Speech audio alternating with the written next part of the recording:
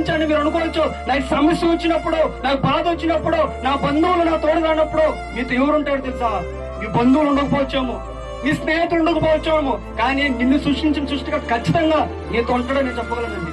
మీరు అనుకున్నారు కదా, ఇంతవరకు నేను ప్రభు అయిన యేసుక్రీస్తు వారితో ఆయన చేసే అద్భుతాలు అన్నీ చూస్తాను, నాకు సమస్య వచ్చింది, ఈ సమస్యలో ఇతను లేకుండా దూరంగా వెళ్ళిపోయాడు అని మీరు భయపడుతున్నారంట. భయపడి ప్రభు మనం బ్రతికించండి గంభీరంగా కాయగలేస్తున్నారంట.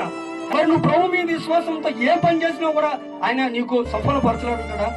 మనం చాలా మంది బిజినెస్ చేస్తుంటాము, చాలా మంది పని కూడా ప్రారంభం చేస్తున్నప్పుడు మన దేవుడి మీద విశ్వాసం ఉంచము.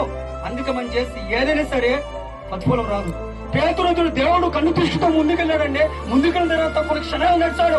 ఎప్పుడైతే భయంకరంగా ఆ గాలి సౌండ్కి వచ్చాదో అలానే కుప్పకూలిపోయాడు.